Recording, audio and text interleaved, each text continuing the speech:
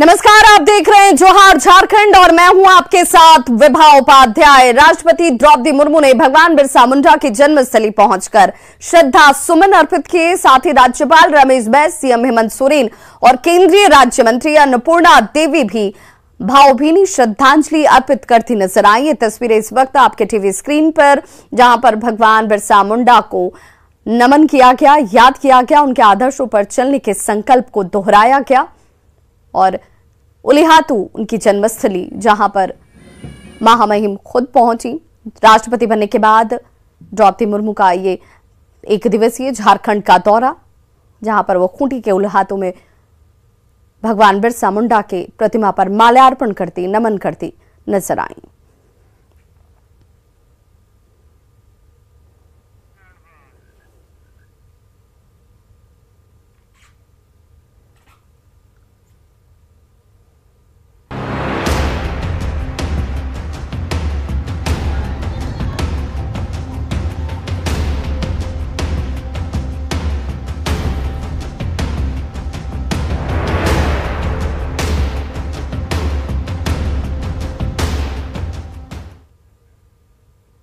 तो रांची में आज होने जा रहे झारखंड स्थापना दिवस समारोह के मौके पर झारखंड की जनता पर सौगातों की बारिश होगी। जी हां, इस दौरान मुख्यमंत्री हेमंत सोरेन 7,309 करोड़ 58 लाख की योजनाओं की सौगात झारखंड वासियों को देने वाले हैं, जबकि 22 लाख से ज्यादा लाभुकों के बीच 2,000 करोड़ से भी ज्यादा की परिसंपत्ति का वितरण होगा।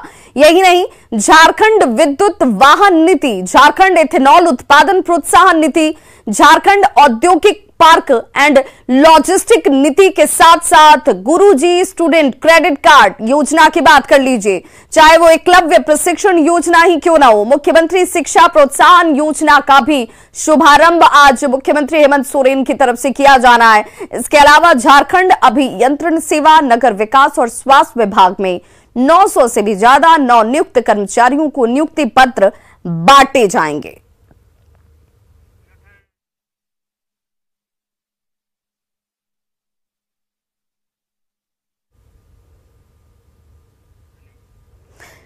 तो झारखंड 22 साल का हो गया और इस 22 साल में उसकी विकास यात्रा कैसी रही, कहां इस वक्त झारखंड पहुंचा है, क्या कुछ आगे किया जाना है, इसकी एक झलक जो है आज आपको झारखंड के मोरहाबादी मैदान में उन योजनाओं के जरिए, उन पंपलेट के जरिए, उन कटआउट्स के जरिए नजर आएगी, जहां पर भव्य कार्यक्रम का आयोजन किया गया है।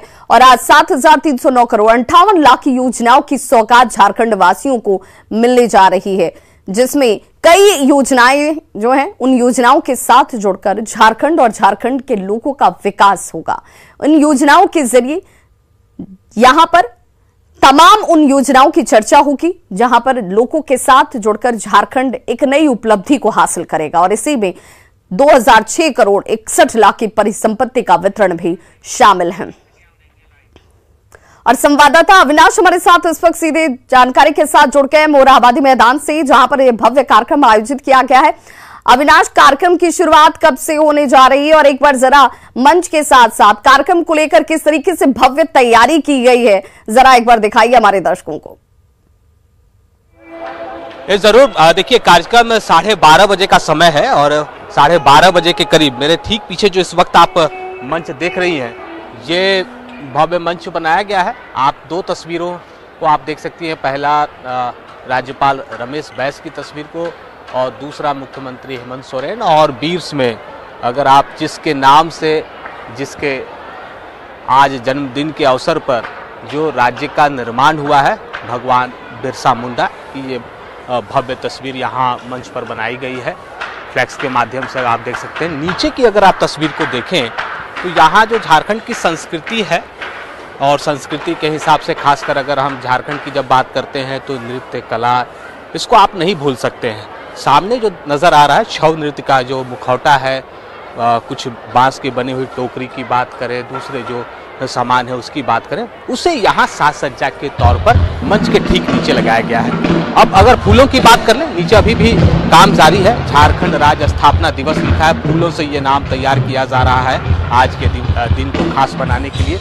मंच की अगर अब हम दूसरी तरफ अगर हम बात करें, जो तैयारियां की गई हैं, बड़ा पंडाल, एक ऐसा पंडाल बनाया गया जहां 15,000 से ज़्यादा लोग इसमें आज इस समारोह का गवाह बनेंगे।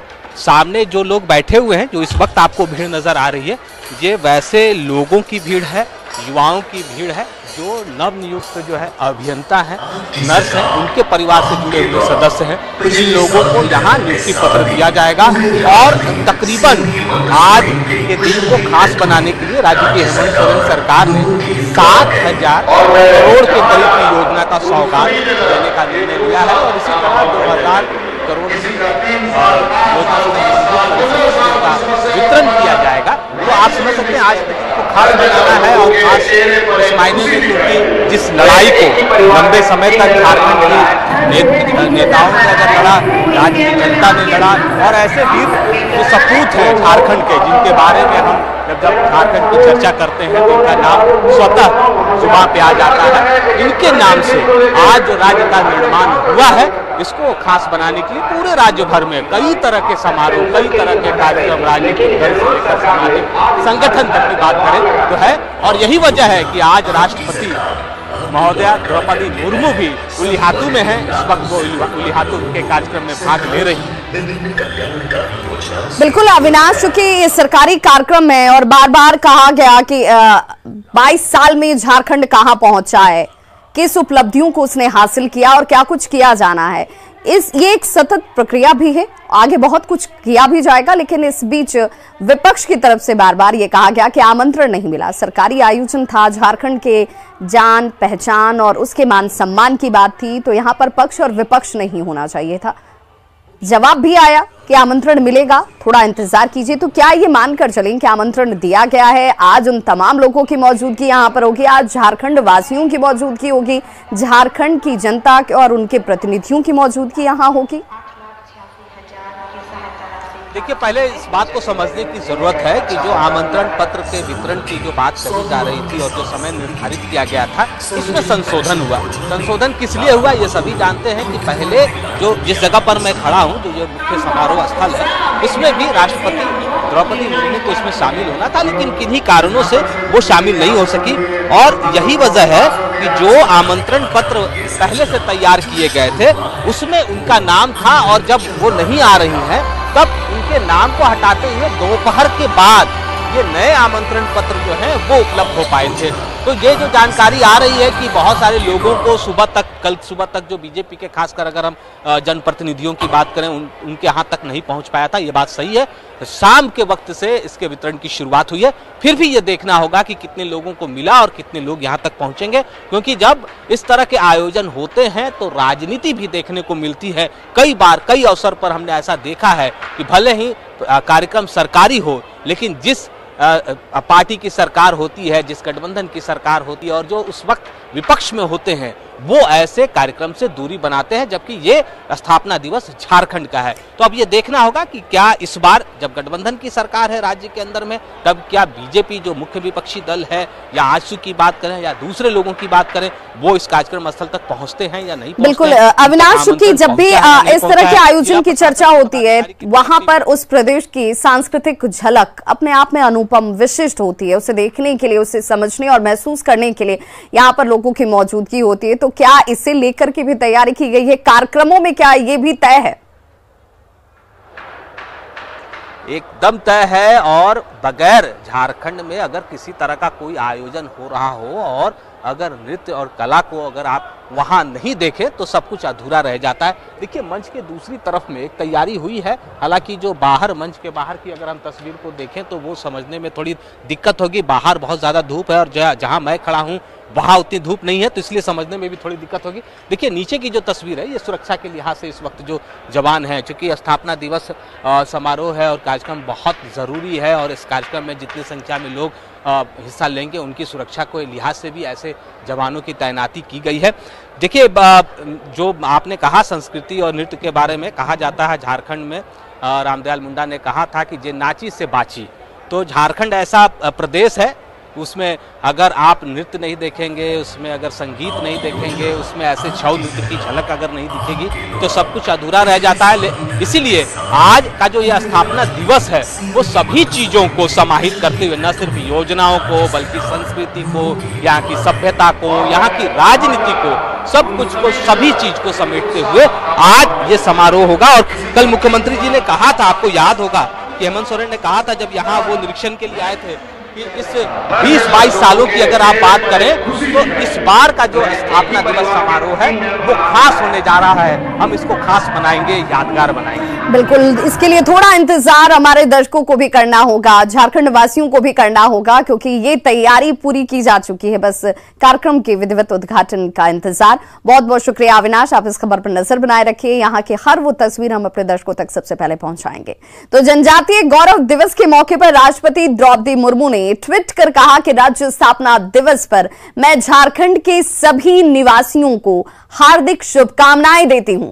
मैं चाहती हूं कि झारखंड के लोग अपनी संस्कृति, अपनी परंपराओं और रीति रिवाजों को संजोते हुए पर्यावरण अनुकूल विकास के नए आयाम को स्थापित करें।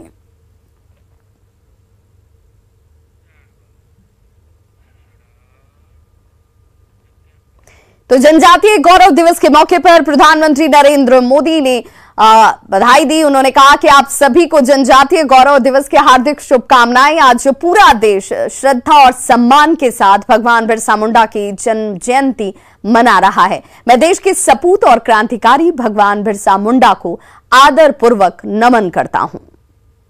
प्यारे देशवासियों, आप सभी को जनजातीय गौरव दिवस की हार्दिक शुभकामनाएं। जोहार।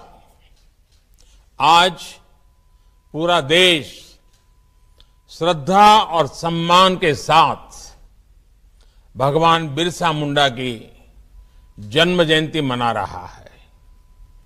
मैं देश के महान सपूत, महान क्रांतिकारी भगवान बिरसा मुंडा को आदरपूर्वक नमन करता हूं। 15 नवंबर की यह तारीख भारत की आदिवासी परंपरा के गौरवगान का एक विशेष दिन है। मैं इसे अपनी सरकार का सौभाग्य मानता हूं कि उसे 15 नवंबर को जनजातीय गौरव दिवस के रूप में घोषित करने का सौभाग्य मिला। हजारीबाग के छठ तालाब में झारखंड स्थापना दिवस की पूर्व संध्या पर वाराणसी की तर्ज पर मां गंगा की महाआरती की अद्भुत झलक नजर आई। इस मौके पर आकर्षक साज सज्जा और लाइटिंग के बीच बनारस के विद्वानों ने शंख ध्वनि के साथ मंत्रोच्चारण किया। साथ ही 11,000 दिए भी जलाए गए। समारोह में डीसी नैन्सी सहाय और बीजेपी विधायक मनीष जायसवाल शामिल हुए।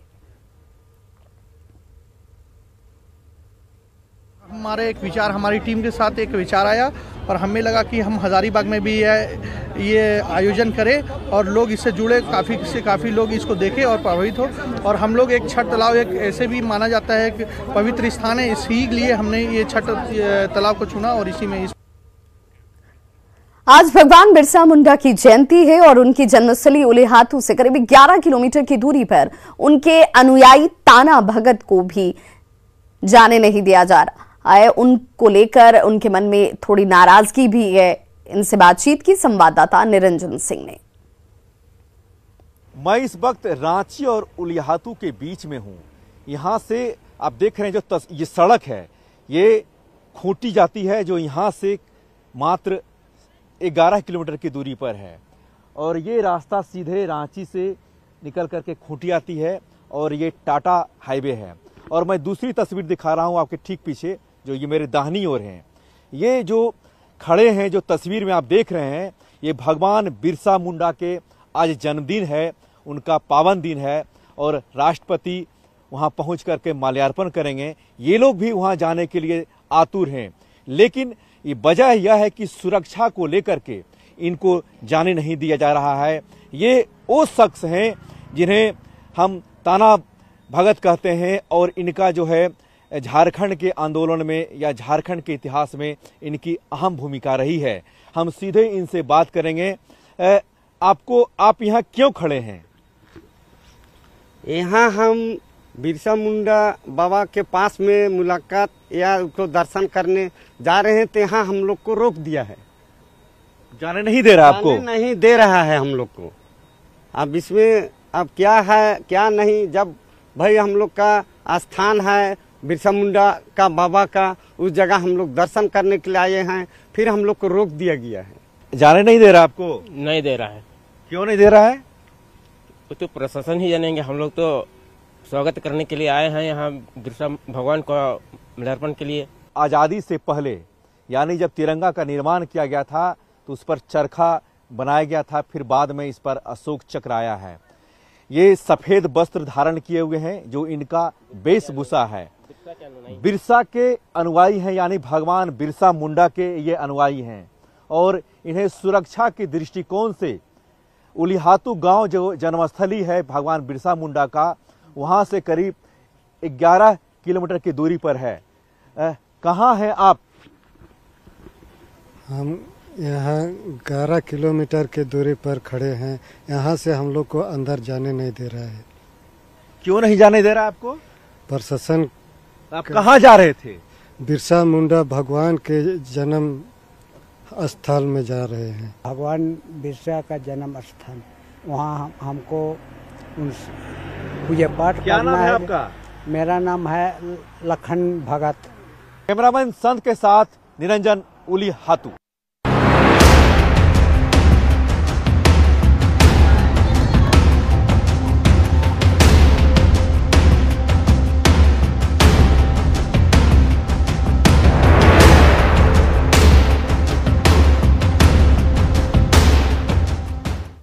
तो न्यूज 18 नेटवर्क के editor in chief Rahul Joshi से खास बातचीत में केंद्रीय गृह मंत्री अमित शाह ने बड़ा बयान दिया। उन्होंने दावा किया कि केंद्रीय सुरक्षा बलों के प्रयासों की बदौलत झारखंड समेत कई राज्यों से नक्सलियों का सफाया हो चुका है। एक्सट्रीमिज्म जो है हमारे देश के लिए एक बहुत बड़ा चैलेंज बन चुका है। झारखंड में ये समस्या और भी ज्यादा भारी है। इसको आप कैसे देखते हैं? झारखंड बुरा पहाड़ को क्लियर करने के बाद लगभग समाप्त हो चुका है। आपके पास शायद लेटेस्ट आंकड़े नहीं है। लेफ्ट विंग एक्सट्रीमिज्म के मतलब वामपंथी उग्रवाद के सभी आंकड़ों के अंदर 90% से 60% से 90% की गिरावट है। और जो 243 जिलों में फैला हुआ था, अब वो 43 जिलों में सिमट कर रह गया है। ये 3 साल के अंदर हमने बहुत कठोर लड़ाई लड़ी है। ढेर सारे लोगों ने आत्मसमर्पण किया है और ढेर सारे लोगों पुलिस की मुठभेड़ में मारे भी गए हैं। और वहां पर डेवलपमेंट के मोर्चे पर भी मोदी सरकार ने बहुत अच्छा काम किया है। मैं इतना विश्वास के साथ कह सकता हूं कि बिहार और झारखंड में वामपंथी उग्रवाद का एरा अब समाप्त हो चुका है। निर्णायक पोजीशन आज वहां पर भारत सरकार की एजेंसियों की है और अब जो थोड़ा हिस्सा बचा है उड़ीसा, तेलंगाना और छत्तीसगढ़ के बीच के ट्रायंगल का, उसको भी हमने 817 कैंप लगा है। आप कल्पना कर सकते 3 साल में 817 कैंप जी इतने अंदर गए हैं। बहुत अच्छा परिणाम आया है। हजारीबाग के केरेडारी थाना क्षेत्र में एक हिंदू महिला ने अपनी नाबालिग बेटी के अपहरण और जबरन निकाह करवाकर धर्मांतरण का आरोप लगाया है। पीड़ित ने पुलिस से शिकायत में शाहिद अंसारी, अरबाज अंसारी और मुस्लिम अंजुमन कमेटी के सदस्य सहित कई लोगों को नामजद किया है। महिला का यह आरोप है कि आरोपियों ने 6 महीने पहले ही उनकी बेटी के अपहरण की धमकी दी थी। अगवा नाबालिग की मां ने घटना की शिकायत केरेडारी थाने में की। हालांकि एसपी ने बताया कि लड़की को बरामद कर लिया गया है। धर्मांतरण की बात अभी सामने नहीं आई है। एक अनुसंधान हेतु और लड़की की बरामदगी हेतु और अभियुक्त के गिरफ्तारी हेतु एक टीम हम लोगों ने राज्य के बाहर भेजी थी। जिस लड़की के अगवा होने की बात बताई जा रही है उसे हम लोगों ने बरामद कर लिया है। उसका भी माननीय न्यायालय के समक्ष 164 का बयान दर्ज कराया जा रहा है। साथ ही मेडिकल भी कराया जाएगा। जो अभियुक्त लड़का है जिसके ऊपर में एलिगेशन है उसको भी हम लोगों ने गिरफ्तार किया है। एक और व्यक्ति को हम लोगों ने गिरफ्तार किया है। कुल 2 लोगों की गिरफ्तारी भी हुई है। लड़की सही सलामत है, उसकी बरामदगी पुलिस ने की है और जैसे भी 164 में बयान होगा, मेडिकल रिपोर्ट्स के आधार पे जो भी कार्रवाई बनती है वो लीगल कार्रवाई पुलिस के द्वारा की जाएगी। इसमें एक और बात मैं बताना चाहूँगा, इसमें जो धर्म परिवर्तन वगैरह की जो बात बताई जा रही है, अभी तक किसी तरह से वो उस बात की पुष्टि नहीं हुई है। उस बिंदु पर भी पुलिस अग्रतर अनुसंधान कर रही है और इसमें जो भी तथ्य सामने आएंगे उसके अनुसार लीगल कार्रवाई जो होगी वो पुलिस द्वारा की जाएगी। और बड़ी खबर इस वक्त दिल्ली से आ रही है, जहां पर सीएम हेमंत सोरेन की अपील को खारिज कर दिया गया है। सूत्र ये बड़ी जानकारी इस वक्त दे रहे हैं, ईडी ने सीएम सोरेन की अपील को खारिज कर दिया है। सीएम सोरेन ने ईडी को पत्र लिखा था, खत लिखा गया था और पूछताछ के लिए 17 नवंबर के बजाय 16 नवंबर को बुलाने की अपील की गई थी, लेकिन मुख्यमंत्री हेमंत सोरेन की इस अपील को ईडी ने खारिज कर दिया है और इसके पीछे तर्क दिया गया है तकनीकी दिक्कतों का। तकनीकी दिक्कतों की वजह से अपील खारिज हो गई है। तो खबरों का सिलसिला लगातार जारी है, आप देखते रहिए न्यूज़ 18 बिहार झारखंड, यहां खबरों का सिलसिला कभी नहीं थमता।